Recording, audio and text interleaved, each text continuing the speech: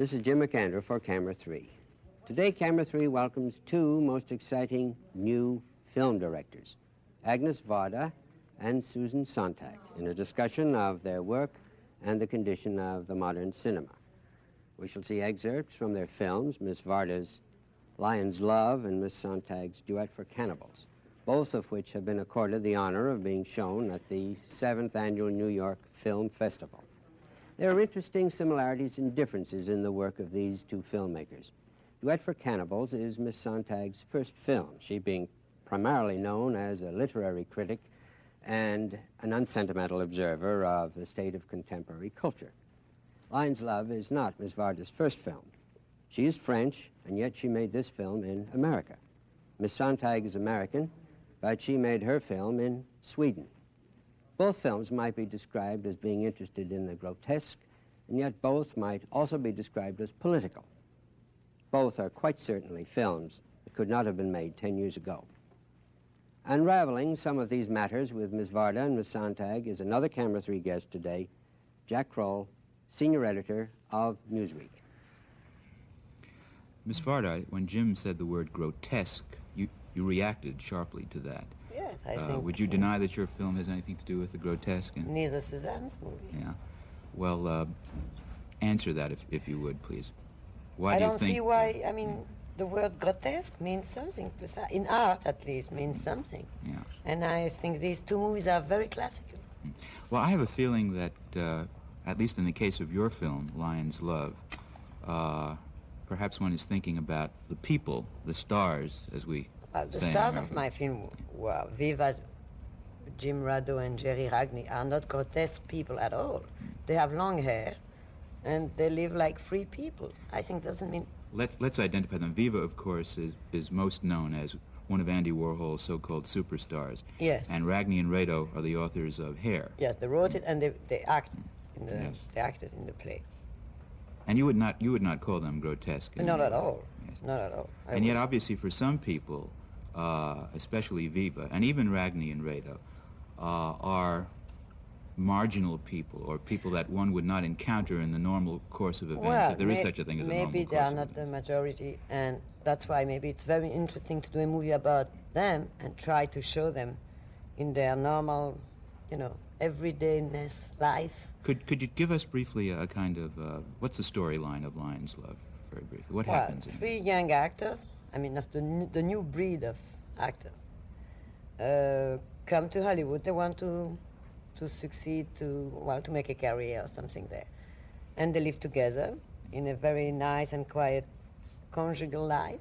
Ménage à trois, you would say. No, ménage à trois looks always a little dirty. No, it's just 3 people together, I guess. And on the other hand, a director, Shirley Clark, who is a woman director, comes also in Hollywood to try to make a deal and make a movie.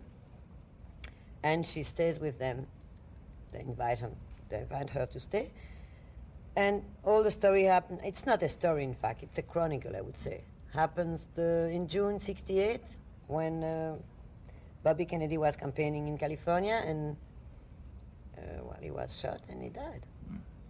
So it's just a week in California in June '68, and it's mainly a film about stars to be, political stars, how to be a star. Stars of the old Hollywood, there is a sort of smell of the big 30s. So that what you're saying, Bobby Kennedy, political figure, is in a sense a star, Well, as much sure. of a star in his way as Harlow Political was. figures in America are stars. Well, let's say then that Viva and Ragni and Rado are perhaps a new kind of star for most American film goers. Why don't we take a look at these new kinds of stars and see what happens to them? A smile for my mother, whom I just imitated. There we have these non-grotesque people. It's a racist position, I'm sorry. It's a what kind of position? Racist. Racist? You mean? Yes, if you find that some people are so different, Yes. they're just the way, Well, their life I'd is like to different. talk about that for a moment because, as I'm sure you know, and as Susan Sontag certainly knows, because you've written about this kind of thing in the arts, the Andy Warhol film and your famous essay on camp and so forth. for a lot of critics... I never read about any film of Andy Warhol. No, but I mean of the underground film and the non-establishment film and so forth and so on. I haven't written about that either, but I have opinions about it. Well, then let me ask the both of you. As you know, of course, for many, maybe most critics, establishment-type critics, let's say, the gradual and yet in some sense sudden and rather astonishing entrance and influence of people like Warhol and performers such as Viva, these people have started to very strongly influence the mainstream in filmmaking and in culture generally. Here they are. They used to be on the margins and on the fringes and were seen by a very limited type and number of people. And suddenly we find them in your film. And this upsets a lot of people. I'm being the devil's advocate here. You hear, why should we be interested in these people? What is the significance of this kind of person and of their characteristic experience for us?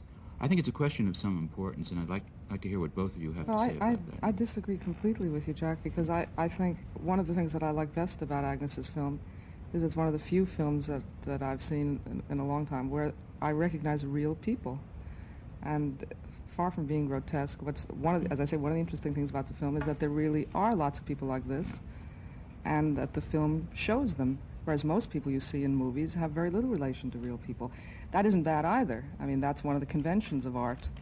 The relation of art to real life is very complicated and very ambiguous. Well, let me say again, I'm playing the devil's advocate here. For what it's worth, I agree with you. In the average Hollywood movie, you don't see real people, either mainstream Exactly. people or marginal people. You see ideas that people have about what people are supposed to be or the way people are supposed to be represented in And film. also the language problem. Like people speak. I mean, you know, I'm not the best to speak. I'm not the best one to argue about the way of speaking. Yes, but just the way people speak in the real life is rarely represented in movies. Although those barriers are being more and more broken down, aren't they? In film and on stage slowly. and in Sure, literature. it's about time. Yeah. I mean, just take a very simple thing like the fact that people traditionally in films don't interrupt each other when they talk. You say your line and the other person says his line and so on. Whereas everybody interrupts each other in there real have been life. some pioneer directors who have tried to bring that in quite... Orson Welles, for example, Yes. I'm sure you remember, Yes. and Citizen Kane was almost the first Hollywood director I can think of who did that so well. But perhaps I think it would be interesting to bring your film in at this point, because I think it's the other side of the coin. In Miss Varda's film, we have Viva, we have Jerry Ragney, Jim Rado, very special people indeed, although very real people. Now, in your film, Duet for Cannibals, we have, on the other hand, people who on the surface appear to be in the mainstream. We have Bauer, who is some sort of political philosopher or pundit, professor, whatever he may be. You have the young man and his mistress. You have Bauer's wife. On the surface, John Kenneth Galbraith, Arthur Schlesinger, if you will.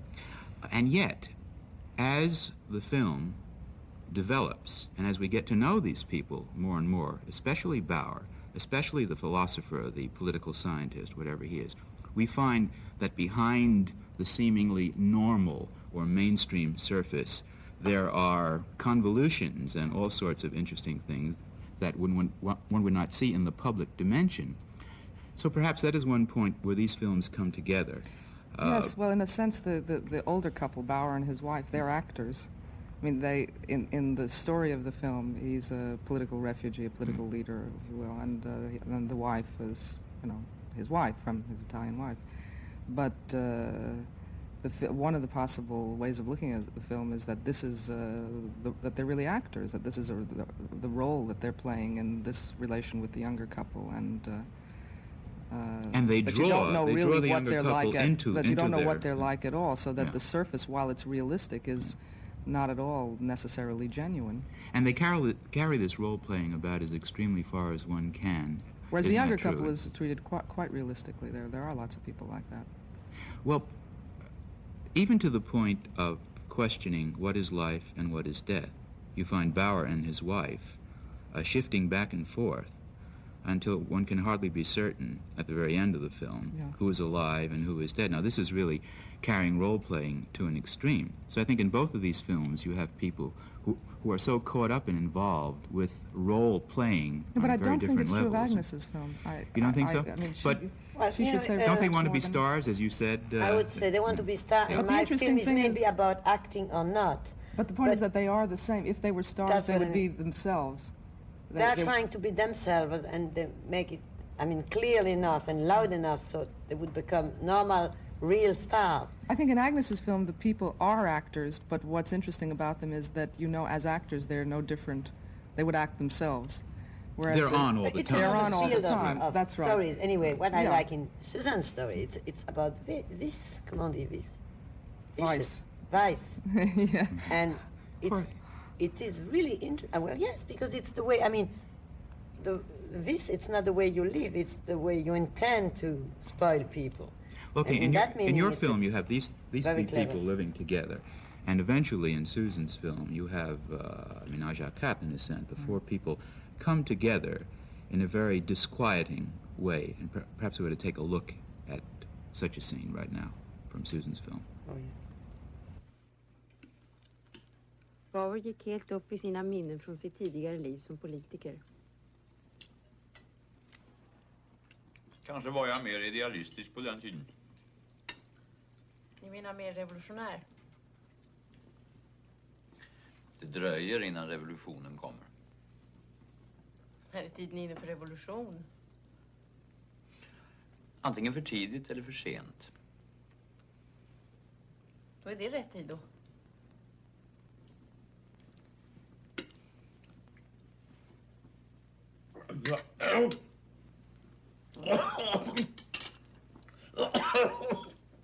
Det är nog fel på maten. Ja, då äter vi som all right.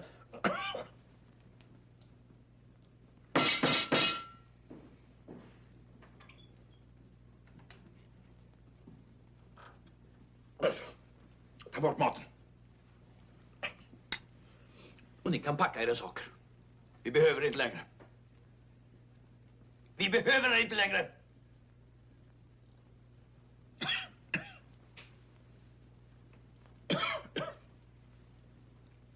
Jag tror att maten är förgiftad.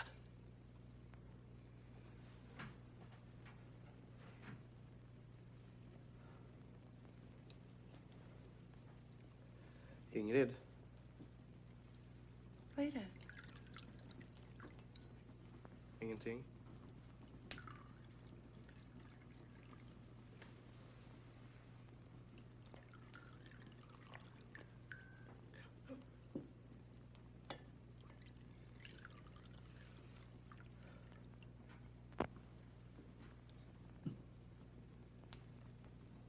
Drick inte mer. Du vet att du inte tål det. Tack. Jag föreslår en skål för vår gäst. En utmärkt idé. Till den förtjusande Ingrid.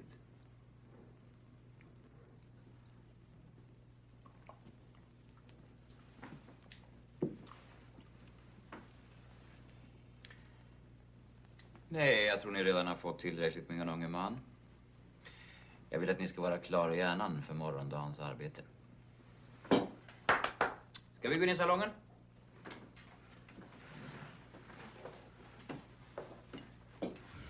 Well, let me ask you.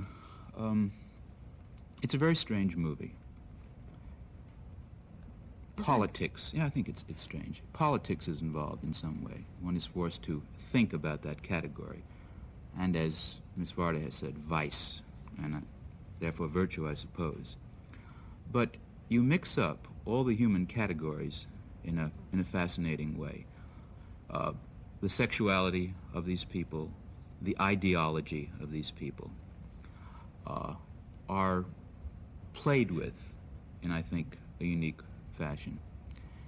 And although it's the gauchest possible question, why? What's going on here? Well, You're really asking several questions at the Yeah. same time. As far as the politics goes, I just picked that background to locate the story. In other words, It's not a political film. It assumes a certain political milieu, which, I mean, since I made the film in Sweden, it's even more realistic, more just for Sweden, for Stockholm, let's say, than perhaps for New York, although one can certainly find similar circles in any big city like New York or London or Paris. And but what's important in the film, or the material of the film, is the relationships between the people within that situation or in that background. It doesn't necessarily have to have been a story about people involved in politics. The basic story is the relationship of the two couples. Well, I think that for many people who have never really thought about what lies behind the facade of a public person, of a political figure. Oh, I'm not trying to say that. I know that you're not trying to public say it. people are frauds. No, I wasn't yeah. thinking of fraudulence at all. But there's something behind a public facade. I think one tends to think of people who seem to exist primarily in the public eye as somehow a separate subspecies. Yes, sure. They are public effigies. And one is sometimes shocked when brought nose to nose with, as in the case of the Kennedys in various ways. These are living human beings with all, as I said before, all the labyrinthine convolutions that belong to us and to characters in a novel by Dostoevsky. And for me, that's a powerful point. I think you may not have meant to make that point in your film, but I think it's no accident that you do have an ideological character at yes, the center. because the of this. attraction of the younger couple to the man, to Bauer, is because they admire him. He's a hero of theirs, Yes. and For his ideology. for his ideology, and Yeah. of course they don't even think about what he's really like as a person, and they resist thinking about it as long as possible because they want to go on admiring him. And one follows their confusion, their shock, their revulsion, and their perverse attraction to this. And on the other hand, in your movie, Yes, we maybe have... it's the same point. I mean, maybe the three actors who look so fancy, so daring, so, hippie type and so on, if you start to try to know them, understand them, they are finally very quiet people. I mean, I don't want to make it so... I think they make them Opposite. very attractive. Yeah. Yes, but I mean, they are not so freaky that then they look like. Yes, as they look like. As they look like. And that's maybe something nice to... And you show Sure. that by the way in which they react to these awful and very extreme events, the assassination of Bobby Kennedy, the shooting of Andy Warhol. The political thing here comes through a little box, which is the TV. And nobody right now, nobody can be out of the world like it was possible 20 years ago because of the TV. There's no escape, even in that little plastic... So a lot of part. people, and a lot of people are not interested in politics, and they don't even want to know too much. But they have to know because of the TV. So maybe that's one point where a certain kind of people who are not interested in politics are confronted? Confronted, yeah. Confronted with something happening, and well, they have reaction. Not so much. I mean, not political Their reaction is a personal reaction. They're Yes. moved by Kennedy as a person. As a person. And then they go back to their way of living. In fact, it I'm makes... interested in the mixture of two different worlds, as political world and really private lives. And I think something like that, in a completely different way, is happening in your movie. I think that, in the earlier part of the program, you denied having written about Andy Warhol and so forth. What I was thinking, you remember a piece you wrote in Partisan Review, you talked about Taylor Mead and Tiny Tim.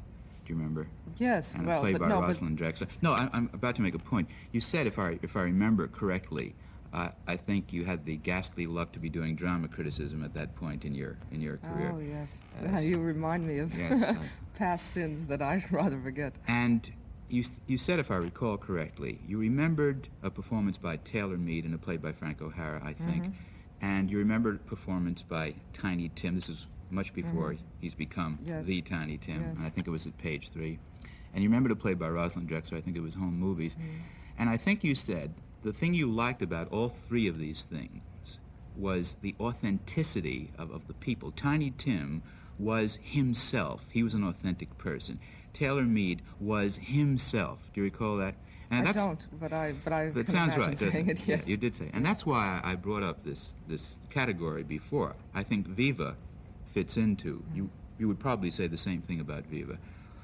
But of course I've changed a lot, and I don't feel very connected with those essays that I wrote a long time ago. But I would say if I think about the way I looked at, say, Tiny Tim in 1962 or whenever I first saw him. Well, he's changed. But the way I looked at people like that, like Tiny Tim and Taylor, and the way I look at Viva and the two boys in Agnes's film, years ago when I first saw people like that, if we can put them all together, I looked at them as images. I didn't look at them as real people, and I liked the clarity of the image and the audacity of the image and a kind of warmth behind it, you know. But when I saw Agnes's film, I really liked them as people. They didn't represent hippies or people freaky or something. They just seemed very attractive, sympathetic people. Yeah. And it really surprises me that people have another reaction to your film. Well, this is exactly the point I was going to make. We see that in the Woodstock phenomenon. People's minds are being changed. Stock reactions are being replaced by the reality of it, because the reality is developing. It's increasingly being shoved in all of our faces. All of us are being forced to change our minds in one way or another. Yes, but the movies are late. Movies are late. Well, the movies are late, and the books, the newspaper are going but fast. In a sense, there's no such thing as being late. I mean, everything happens in its own time. That's one way to look at it. But the point I want to make is this business about the authenticity of the person, which seems to be the bedrock category common to all sorts of different people, different filmmakers, different artists, different ideologues. And I think it's something that one becomes aware of in completely different ways in Miss Varda's film and in your film. But I would like, for perhaps the last point in the program, and I think perhaps the most important point, I think that ties in with another point. It's been remarkable to me, looking at the films in the 7th New York Film Festival, how this theme of apocalypse seems to pervade almost all of them. Films from practically every country where films are made, from France, from the US, from Sweden, from Poland, Eastern Europe, even from America.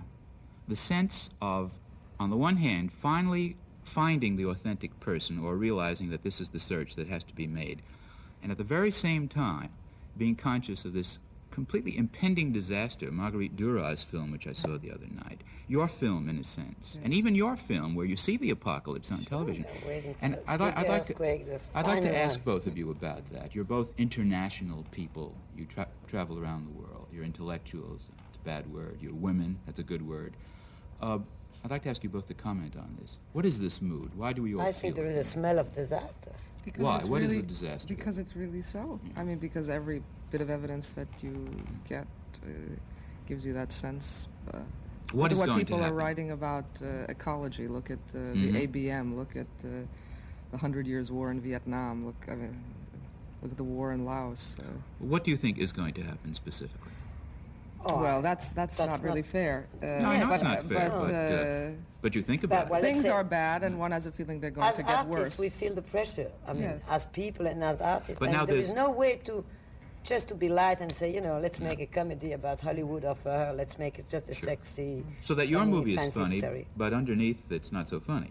Well, I don't know. And your movie is not so funny, but underneath it's funny. Yeah, that's everybody what I mean. has that We don't sense. make categories. I guess Suzanne is agreeing with me. We don't make categories. We don't want to make statements about. But especially when you have contact with young people, you feel it even more. I mean, I think Agnes and I, having lived into our adult lives, are still not quite as pessimistic as 16 and 17-year-olds are. We really don't think they're going to live to grow up.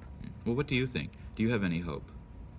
Are we going to continue to sit in our little plastic apartments and look at these assassinations on television and act out our star complex fantasies? Because in a way, these three actors, these three characters in my movie, in fact, they are fighting in their way.